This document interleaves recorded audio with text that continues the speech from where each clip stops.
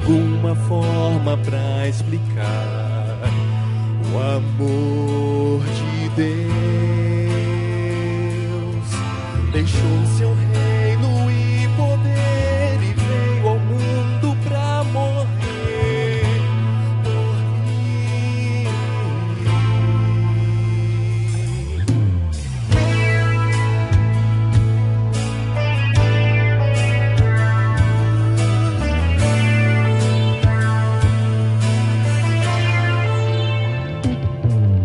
Quem tinha tudo aos seus pés caiu de tanto apanhar em meu lugar. O ser mais poderoso do universo pendurado ali naquela cruz. Não tente entender, não há como explicar. Sofreu e humilhou-se, morreu por me amar. O que aconteceu? Não há como explicar. A cena do Calvário me fez parar.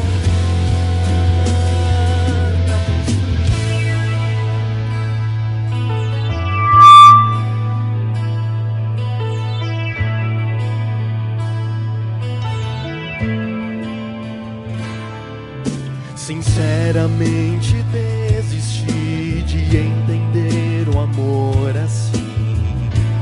É surreal. Podia bem nos esquecer e tudo novo refazer, mas me amou. Preferiu me resgatar, a morte que eu tinha em mim tomou pra si e devolveu-me vida, muita vida, vida eterna. Seu amor, não tente entender, não há como explicar. Sofreu e humilhou-se, morreu por me amar. O que aconteceu? Não há como explicar. A cena do Calvário me fez parar.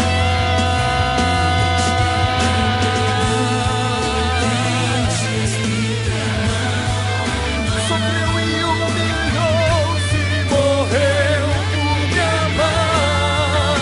O que aconteceu? Não há como explicar. A cena do Calvário me fez parar. Pra pensar.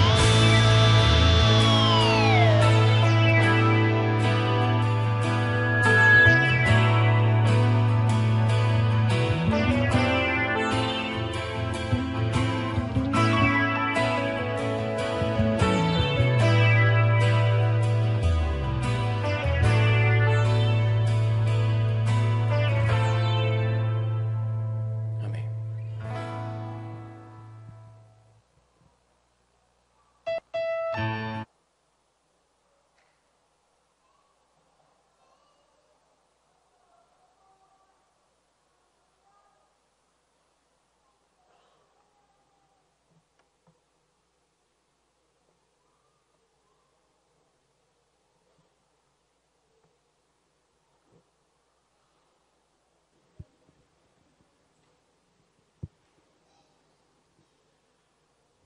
Vamos abrir nossas Bíblias, texto que já foi lido na hora do louvor, Isaías 45, versículo 22. Isaías 45, 22. Antes, porém, vamos curvar nossas frontes, fechar nossos olhos e vamos orar ao Senhor. Nosso Deus, estamos no Teu santuário, agradecidos pelo privilégio de estarmos na Tua presença, juntos uns dos outros, louvando o Teu nome, adorando a Ti, Senhor, como único poderoso Salvador. E agora queremos Te pedir que o Teu Espírito, através de Tua palavra, fale ao nosso coração e nos instrua sobre como devemos viver. Em nome de Jesus, amém. Isaías 45, 22 é um verso extraordinário da Bíblia. Olhai para mim e sede salvos vós todos os termos da terra, porque eu sou Deus e não há outro. Ponto final. Olhar para quem?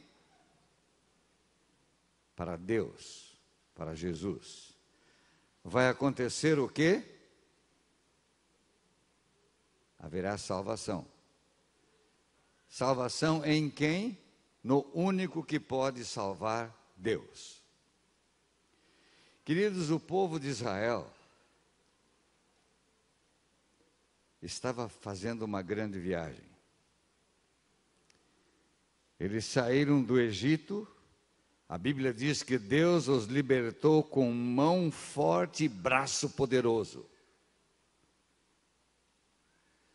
Deus estabeleceu um sistema de iluminação perfeito para eles caminharem no deserto e um sistema de proteção no calor causticante do deserto.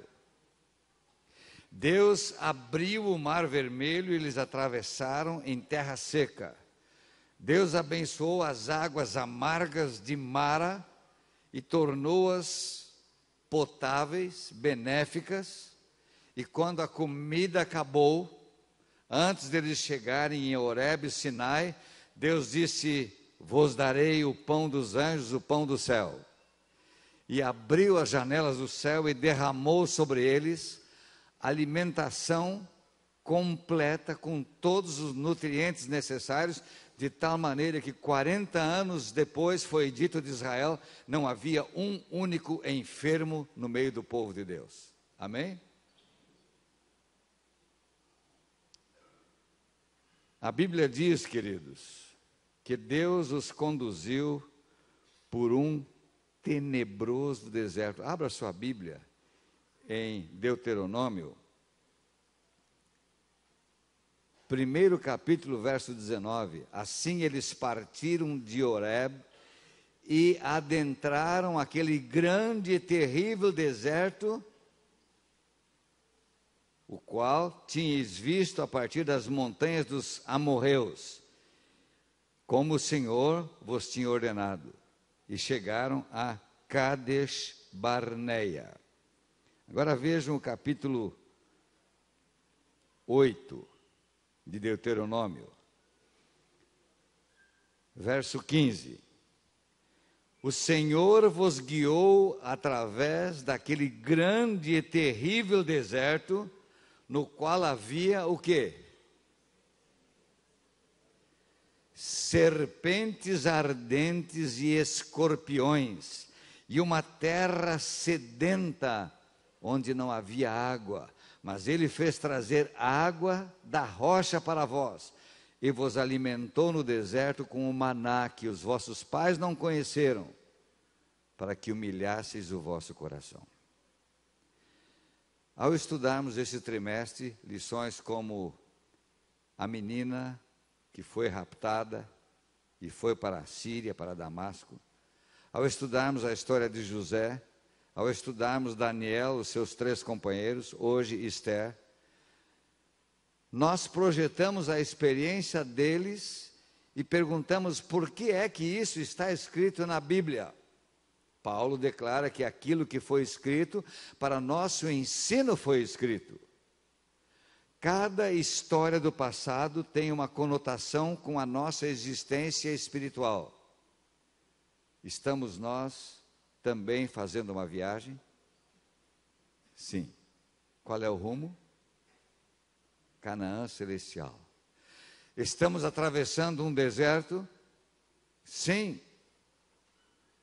deserto moral, deserto político, deserto econômico, onde as coisas se tornam cada dia mais complexas, mais extravagantes, complicadas, contestação às verdades da palavra de Deus, e parece que a gente está num beco sem saída. Estamos numa viagem, mas quero dizer-lhes, queridos, Deus está guiando o seu povo. Se você crê nisso, diga amém. Deus nunca abandona um filho seu, mesmo que ele permita circunstâncias constrangedoras, como a acusação mentirosa sobre José na casa de Potifar, mesmo que ele coloque em risco a sua própria adoração, permitindo que Daniel, com 86 anos, seja jogado na cova dos leões famintos, mesmo que você seja ameaçado de entrar numa fornalha de fogo ardente, aquecida 7 vezes mais por ser fiel a Deus, Deus não promete nos libertar de problemas, mas Ele promete ir junto. Ele promete estar conosco. Ele promete uma solução que nós jamais imaginamos ou sonhamos. Bem, o povo de Deus, diz a Bíblia, estava caminhando rumo à terra prometida. E Deus havia dito, naquela terra, mana leite e mel. Era uma promessa. Uma nação de 1,5 milhão de escravos agora se tornava uma nação livre. Mas, queridos, eles fizeram o bezerro de ouro, eles receberam uma repreensão divina, e aquela viagem que em caravana se fazia em 15 a 20 dias, do Egito até a terra da Palestina, foi decidida por Deus que seria de 40 anos. Queridos, Deus às vezes tem planos que nós desconhecemos. Às vezes os planos de Deus nos desagradam, mas Deus quer construir o nosso caráter de maneira forte, firme, imutável, para que nós tenhamos a consistência do seu caráter e possamos habitar na Canaã celestial. Agora, abra sua Bíblia no livro de Números. Eu quero passar alguns minutinhos no livro de Números antes de encerrarmos o nosso culto. Livro de Números, capítulo 21. Eu quero ver se você identifica a sua vida um pouquinho com isso. A Bíblia diz que depois da morte de Arão, um rei chamado Arade fez guerra contra o povo de Deus. Mas o povo de Deus fez uma dedicação ao Senhor e disse, se a gente ganhar essa batalha, nós vamos fazer isso, isso e aquilo, e Deus permitiu. E como eles venceram o rei de Arade, olharam um para o outro e disseram assim, nós podemos. E por que a gente tem que esperar mais 2 ou 3 anos para entrar na terra de Canaã? Nós vamos resolver isso por nós, nada de 40 anos. É já, é agora, nós temos exército, nós temos comando, nós temos a nuvem que nos protege, temos o tabernáculo, e Deus está no lugar santíssimo sobre a arca, e nós somos vencedores. E a Bíblia diz, versos 4 e 5, Números 21, 4 e 5, então eles jornadearam do Monte Or pelo caminho do Mar Vermelho e seguiram pela terra de Edom. E a alma do povo se tornou o quê? O quê? Impaciente no caminho. Deixa eu perguntar, vocês já se tornaram impacientes com filhos? Já se tornaram impacientes no trânsito? Já se tornaram impacientes com o vovô e a vovó, que demoram um tempão para se arrumar, para sair. Já se tornaram impacientes num restaurante porque fizeram o pedido e a ordem não chega nunca. A Bíblia define o povo de Deus no tempo do fim como aqueles que têm a perseverança dos santos. É mais do que paciência. É uma contingência de não desanimar, de não desistir, de não ficar chateado, de não perder o autocontrole. Mas a Bíblia diz que não apenas isso, eles ficaram desencorajados ou impacientes no deserto, e aí veio uma coisa muito triste. A Bíblia diz que eles falaram contra Deus e falaram contra Moisés. Espera um pouquinho. Onde é que estamos? No deserto. Com quem? Povo de Deus.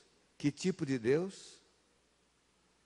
Impaciente, desencorajado e revoltado contra Deus. Queridos, isso é uma coisa que choca a minha mente. Um Deus que liberta, um Deus que salva os primogênitos, um Deus que alimenta, que descedenta, um Deus que abre o mar vermelho, um Deus que fala com o seu povo no Monte Horebe, um Deus que revela o seu caráter num código do Decálogo, um Deus que não abandona dia e noite as suas criaturas, que vai pacientemente junto com o seu povo na peregrinação, agora se torna objeto de ódio, de crítica, de revolta do povo de Deus. Alguma vez você já esperou algo de Deus e não funcionou? E falou assim: Deus não me ouve, Deus não me escuta, Deus não me ama, acho que pequei demais, eu estou longe de Deus, Deus está longe de mim. Já lhe aconteceu isso? Sabem, queridos, muitas vezes nós focamos num ponto milimetricamente insignificante, negativo, e aquilo parece que assombra a nossa vida, e nós deixamos de olhar milhares de coisas grandiosas que Deus fez em nosso favor. Nós muitas vezes focamos no negativo e começamos a dizer: meu Deus, por que o Senhor não me ama? Por que o Senhor deixa acontecer isso comigo? E assim fez o povo de Deus. Queridos, quando o nosso coração não está em Deus, em Cristo, na palavra, na igreja, na espiritualidade, até as bênçãos que Deus nos dá são coisas que nós detestamos. Olha o que eles disseram mais. Se revoltaram contra Deus e contra Moisés e disseram: por que nos trouxeste para fora do Egito para morrer nesse deserto? Porque não há comida nem água aqui, e nossa alma aborrece esse pão desprezível.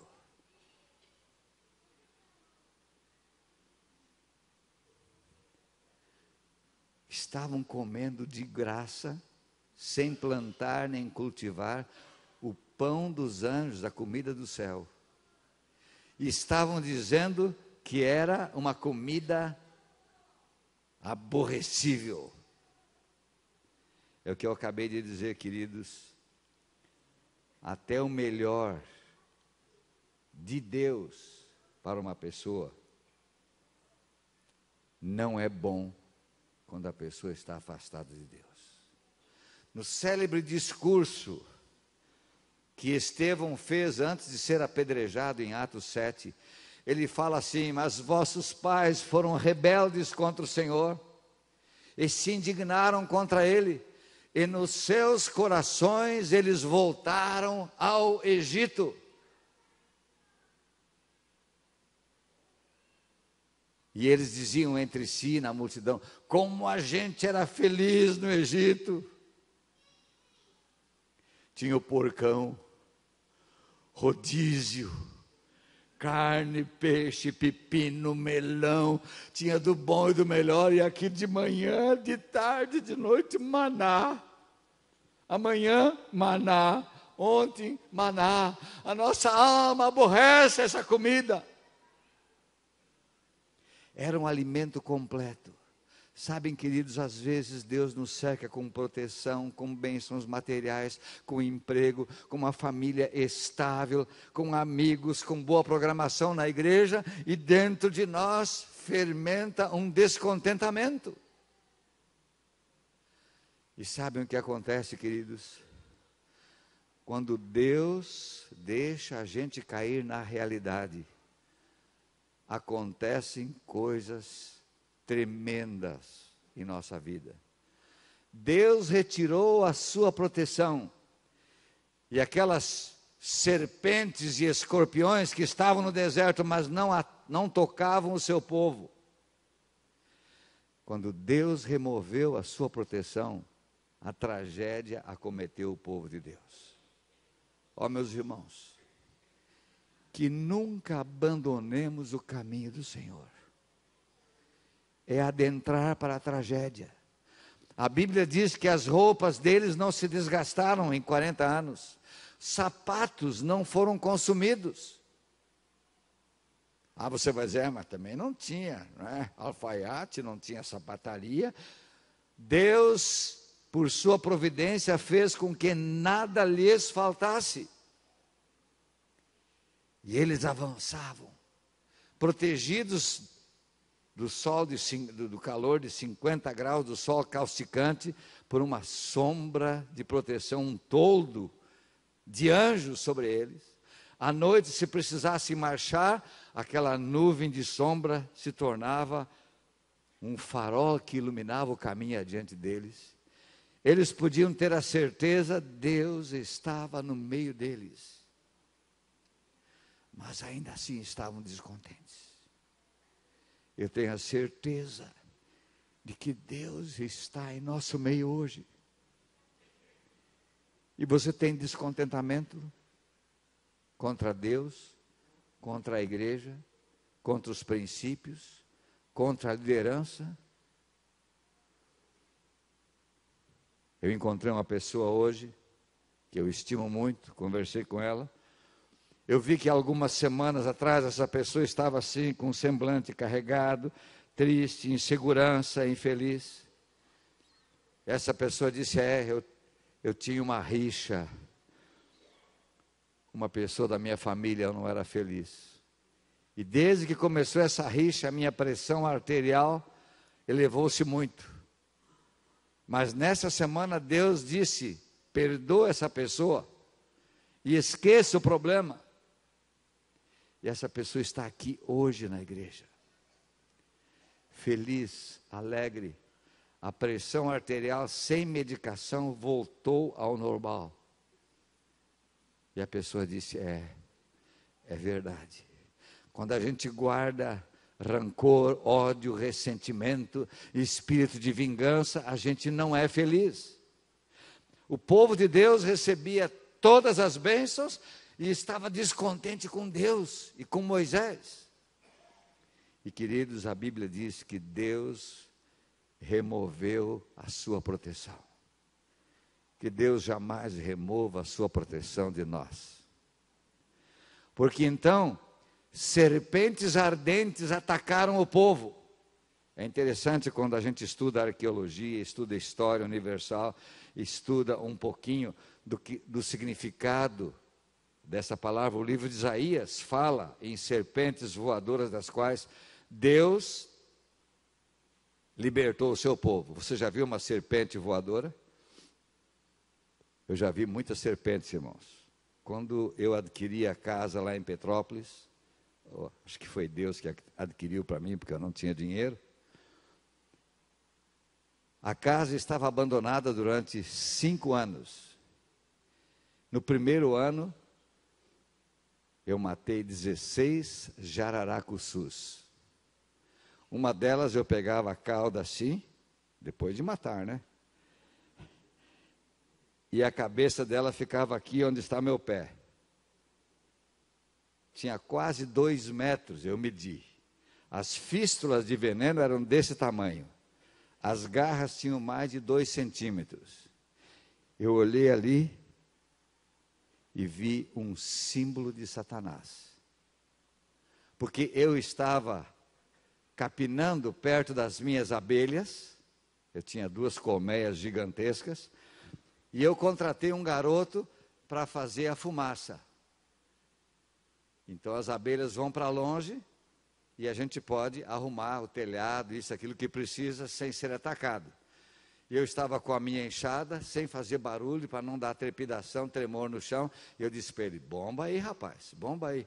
De repente ele jogou a bomba e saiu correndo. Eu falei, rapaz, você me deixou aqui com as abelhas. Falei, vem aqui, só para ir a fumaça. Não posso, pastor, não posso. Falei, por que, rapaz? Olha ali na frente do seu pé. Eu olhei, lá estava a antiga serpente, que se chama Diabo e Satanás, enrolada, pronta para dar um bote. E agora, o fumacê estava longe, eu estava perto das abelhas, eu podia ter um choque, né, se recebesse muitas picadas, e ali estava a serpente. Eu me lembro que eu orei com muito fervor. Eu disse, Senhor, o Senhor prometeu livrar Adão e Eva da antiga serpente, o Senhor prometeu que a serpente seria esmagada, e agora estou eu com essa enxadinha, e esse bicho enorme olhando para mim, pronto para me atacar. Senhor Deus, segura a minha mão para que eu possa dar um golpe certo. Peguei a enxada, tirei do chão, levantei devagarinho, coloquei na posição, e como Mardoqueu disse para Esther, é para essa conjuntura que você tem uma enxada na mão. Eu disse, Senhor, me ajuda a acertar imediatamente no pescoço dela, atrás da cabeça. Ó Senhor, tem misericórdia. 1, 2, 3 e... tá! Foi uma tacada de golfe que nenhum golfista deu tão certo. Quebrou o pescoço da serpente, e ela ficou se mexendo, e eu coloquei a enxada em cima da cabeça dela. Me abaixei e peguei assim a bichona, atrás do pescoço. Ela não podia mais dar um golpe, ela não podia fazer mais, mas estava ali, se enrolando em mim. E eu lembrei que Jesus, um dia, prometeu destruir a antiga serpente. Mas, queridos, enquanto eles reclamavam de Deus, reclamavam de Moisés, Deus liberou as forças do mal e surgiram umas cobrinhas de 25 centímetros que ainda existem na Arábia hoje. São fininhas, curtinhas, mas nas laterais elas têm, como morcego, aquela membrana. Por isso chama-se serpentes voadoras. Elas fazem como as urutus, fazem assim, apoiam a cauda, dão um salto para cima, abrem as membranas e, como um planador, elas vão na direção que desejam. Queridos, essas serpentes atacaram o povo de Deus. E a Bíblia diz que centenas, o Espírito de profecia diz, alguns milhares de israelitas morreram. Você gostaria de morrer por estar reclamando e descontente com Deus? Imediatamente foi formada uma comissão de especialistas que vieram para Moisés e disseram: pecamos contra o Senhor, pecamos contra ti, pede para Deus tirar as serpentes. como a opinião pública e mesmo da igreja pode ser variável. Um dia apoiamos uma coisa, outro dia nós a negamos e rejeitamos. Um dia estamos felizes e agradecidos a Deus, outro dia dizemos, mas não aguentamos mais comer maná, só maná, maná, maná. E Deus derramando bênçãos e dando o melhor e nós descontentes. Minha pergunta, Deus retirou as serpentes? Responda para mim. Mas eles não pediram para tirar? Queridos, a serpente está até hoje no nosso meio. Mas Deus disse para Moisés, chama os fundidores. Façam um molde em bronze. Olha, quanto tempo levou isso, eu não sei. Pegue uma visualização da serpente, faz um molde dela em bronze, funde e põe numa haste bem alta. E diga ao povo, quem for picado por uma serpente, que olhe na haste. Espera aí, eu sou mordido por uma serpente e vou ficar olhando para a serpente? Ah, mas a serpente não era viva. Era de quê? De bronze. Onde é que ela estava? Numa haste, imobilizada, sem nenhuma ação qualquer. E a Bíblia diz que Deus disse, quem for picado pela serpente, olha para a serpente na haste e vai ficar curado. Aí você que é racionalista, livre pensador, agnóstico, sei lá o quê, você vai dizer assim, eu olhar para um pedaço de bronze colocado numa haste, nada a ver. Mas a Bíblia diz que quem era picado, se olhava para a serpente, sarava. Num discurso noturno, Jesus disse para Nicodemos, assim como Moisés levantou a serpente no deserto, importa que o Filho do Homem seja levantado, para que todo aquele que nele crê não pereça, mas tenha vida eterna. Ali estava um símbolo, uma perspectiva, salvação pela graça, justificação pela fé, no Antigo Testamento, de que não era por curandeiro, não era por ervas medicinais, não era por injeções, não era por qualquer coisa, remédio vindo do Butantã, que os israelitas seriam salvos. Era pela fé.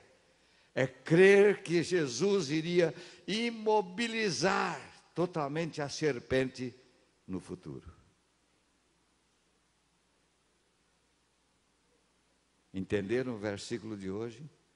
Olhai para mim e sede salvos vós todos os termos da terra. Não existe outra fonte de perdão, de salvação, de cura espiritual, a não ser Jesus Cristo. E este no Calvário derramou o seu sangue que nos purifica de todo o pecado. Isaías declara, 750 anos antes de Cristo, olhai para mim e sede salvos. Agora abra sua Bíblia no último texto de hoje, Hebreus capítulo 12. E depois eu vou pedir que o pessoal do louvor venha aqui, porque nós precisamos cantar um hino sobre isso, para a gente nunca mais esquecer o dia de hoje.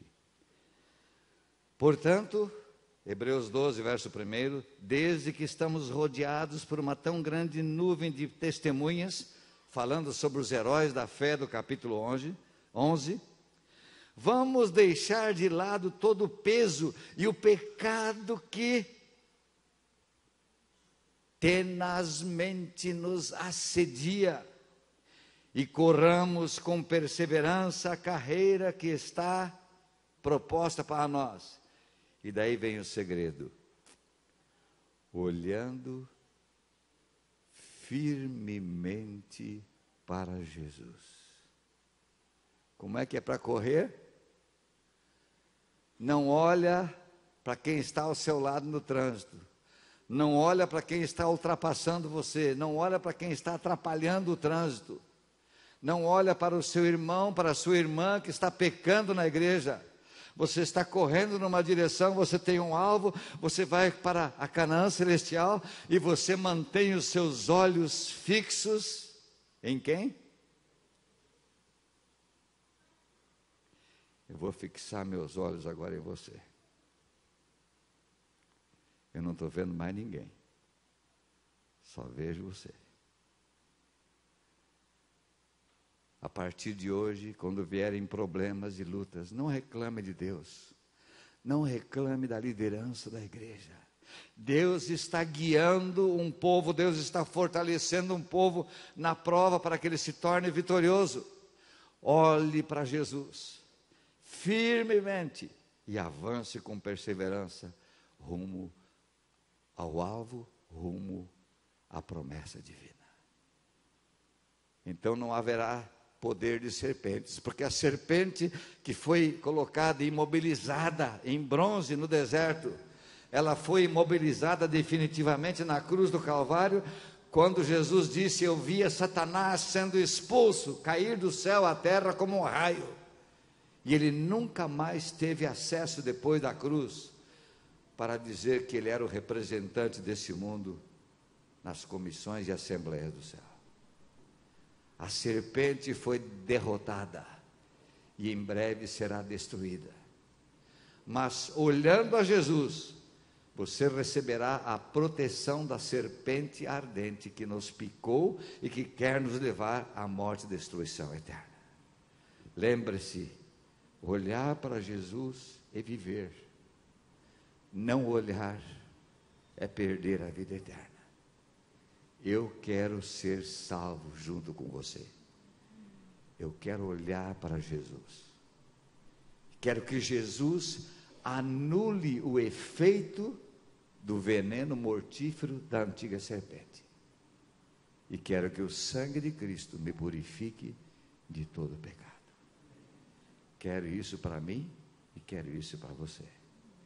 E agora nós vamos cantar um hino que diz que a gente deve olhar e viver, olhar e crer, olhar e confiar.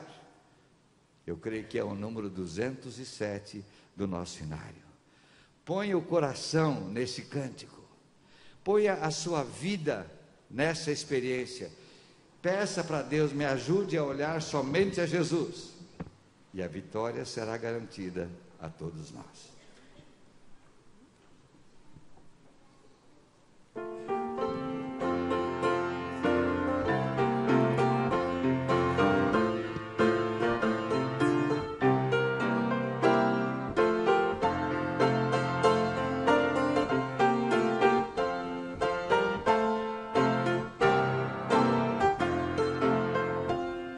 Vida tens em olhar a Jesus, Salvador.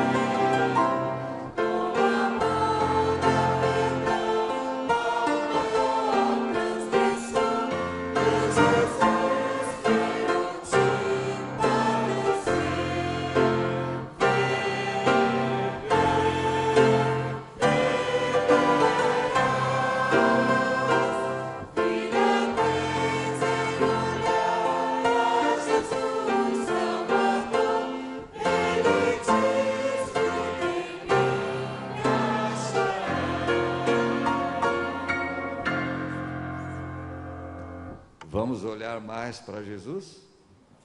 Vamos vencer? Nosso Deus e Pai, nós te agradecemos por estar nesta manhã no teu santuário. Nós te agradecemos porque a tua palavra é viva, eficaz e entra na nossa experiência, mostrando que tu podes agir em nossa vida, como salvaste pecadores que creram no passado, lá no deserto. Tu podes fazer isso conosco nesta manhã. Que nós tenhamos perseverança para correr e permanecer nessa corrida até a Canaã celestial. Não olhemos para o lado, não olhemos para problemas, não olhemos para pessoas que pecam, que erram, que abandonam a caminhada, mas que olhemos para Jesus. E que ao olhá-lo, nós possamos perceber o seu amor, a sua graça e receber dele a eterna salvação. Muito obrigado, Senhor, pelo dom de Jesus.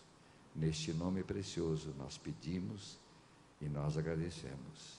Amém.